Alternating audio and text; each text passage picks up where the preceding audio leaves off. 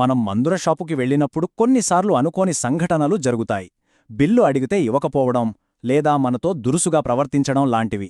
ఒకవేళ అలాంటి పరిస్థితి ఎవరికైనా ఎదురైతే వాళ్ల హక్కులు ఏంటి, చట్టపరంగా ఎలాంటి చర్యలు తీసుకోవచ్చో ఈరోజు వివరంగా తెలుసుకుందాం. ఇది చాలామందికి ఎదురయ్యే ఒక కామన్ ప్రాబ్లం. మందులు కొన్నాక బిల్లివ్వకపోవడం లేదా అంతకంటే దారుణంగా అవమానకరంగా మాట్లాడతాం. మరి ఇలాంటి పరిస్థితుల్లో ఒక వ్యక్తిగా మనకున్న హక్కులేంటి, మన చట్టం మనకు ఎలా అండగా నిలుస్తుంది? ఈ ప్రశ్నలకే ఇప్పుడు మనం సమాధానాలు వెతుకుతున్నాం. ఈరోజు మనం ఒక పద్ధతి ప్రకారం ముందుకు వెళదాం. ముందుగా బిల్లు తీసుకోవడమనేది ఒక సహాయం కాదు, అదొక హక్కు అని అర్థం చేసుకుందాం. ఆ తర్వాత ఒక ఫార్మసీకి ఎదురయ్యే చట్టపరమైన ఇబ్బందులేంటో చూద్దాం. అండ్ ఫైనల్గా 3 ముఖ్యమైన స్టెప్స్, అంటే సాక్ష్యాలెలా సేకరించాలి, కంప్లైంట్స్ ఎలా ఫైల్ చేయాలి, ఇంకా నష్టపరిహారం ఎలా క్లెయిమ్ చేయాలో వివరంగా చర్చిద్దాం. సరే, మొదటి విభాగానికి వచ్చేద్దాం. ఇక్కడ మనం గుర్తుంచుకోవలసిన అతి ముఖ్యమైన విషయం ఏంటంటే, ఈ సంఘటనను మనం చూసే కోణాన్ని మార్చుకోవాలి. ఇది కేవలం ఓ చిన్న వాదన కాదు, ఇది మన హక్కుల ఉల్లంఘన. చాలామంది ఇది షాప్ యజమానికి కస్టమర్కి మధ్య జరిగిన చిన్నపాటి గొడవలే అనుకుంటారు. కానీ అసలు నిజం అది కాదు. చట్టం ప్రకారం చూస్తే వాళ్లు బిల్లివ్వడానికి నిరాకరించినా లేదా మనతో దుర్భాషలాడినా అది 1 కాదు 2 కాదు, ఏకంగా 3 చట్టాలను ఉల్లంఘించినట్టు అవుతుంది. అవే వినియోగదారుల పరిరక్షణ చట్టం, జీఎస్టీ చట్టం, ఇంకా భారతీయ న్యాయ సంహిత. సో ఇది చాలా సీరియస్ విషయం. ఒకవేళ ఫార్మసీ తప్పు చేస్తే వాళ్లకి ఎదురయ్యే తీవ్రమైన పరిణామాల గురించి ఇప్పుడు తెలుసుకుందాం. ఇది తెలిస్తే ఒక వినియోగదారుడి చేతిలో ఎంత పవరుందో క్లియర్గా అర్థమవుతుంది. ఇక్కడ చూడండి, ఇది చాలా ముఖ్యం. ఫార్మసీ జీఎస్టీ బిల్ ఇవ్వలేదంటే వాళ్లు పన్ను ఎగ్గొడుతున్నట్టే లెక్క. సెంట్రల్ జీఎస్టీ చట్టం ప్రకారం అలా చేసినందుకు వాళ్లకి పడే మినిమం ఫైన్ 10,000 రూపాయలు. ఇది వెంటనే అమలయ్యే శిక్ష. విషయం కేవలం జరిమానాతోనే ఆగిపోదు.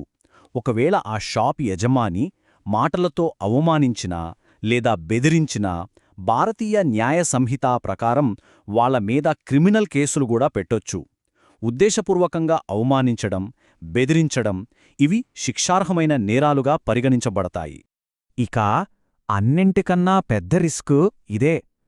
ఫార్మసీ వాళ్లు మందుల అమ్మకాలకు సరైన బిల్లులు, రికార్డులు మెయింటైన్ చెయ్యకపోతే స్టేట్ డ్రగ్ కంట్రోల్ డిపార్ట్మెంటుకు వాళ్ల లైసెన్సును రద్దు చేసే అధికారం ఉంటుంది.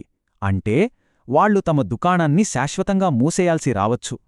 సరే, చట్టాలు, శిక్షల గురించి తెలుసుకున్నాం. మరిప్పుడు అసలు విషయానికొద్దాం. ఇలాంటి సంఘటన జరిగిన వెంటనే ఒక బాధితుడుగా కీలకమైన సాక్ష్యాలను ఎలా సేకరించాలి ఇప్పుడు చూద్దాం. ఇక్కడ 2 చాలా సింపుల్ కానీ చాలా ముఖ్యమైన పనులు చేయాలి. మొదటిది, పరిస్థితి సేఫ్ అనిపిస్తే జరుగుతున్నదాన్ని ఫోన్లో ఆడియో లేదా వీడియో రికార్డ్ చేయడం. ఇది చాలా పవర్ఫుల్ ఎవిడెన్స్.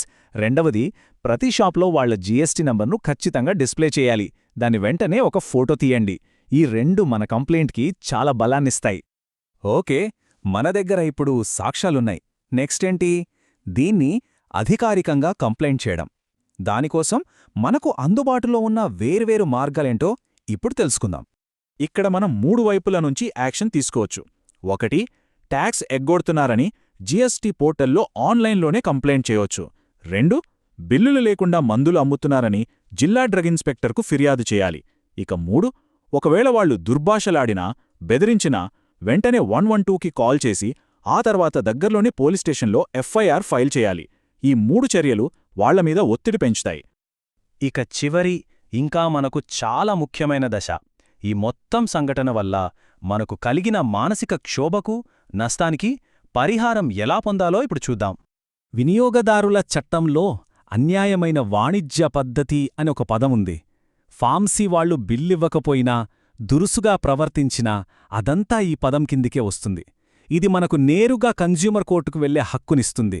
ఇది మన చేతిలో ఉన్న ఒక powerful legal tool. Case file చెయ్యడం కూడా ఇప్పుడు చాలా సులభం. ఈ దాఖిల్ అనే ఆన్లైన్ పోర్టల్ ద్వారా ఇంట్లో నుంచే కేస్ ఫైల్ చెయ్యొచ్చు. దీని ద్వారా జరిగిన సంఘటన వల్ల కలిగిన మానసిక వేదనకు నష్టపరిహారం అడగవచ్చు. ఇంకా మనం కొన్న మందులకు డబ్బులు వెనక్కి ఇవ్వమని లేదా వాటికి బదులుగా వేరేవి ఇవ్వమని కూడా కోరవచ్చు. సరే, ఇప్పటిదాకా మనం చర్చించిన విషయాలన్నింటినీ ఈ ఒక్క స్లైడ్లో సింపుల్గా చూద్దాం. బిల్ ఇవ్వలేదా? జీఎస్టీ డిపార్ట్మెంటుకు కంప్లైంట్ చేయాలి.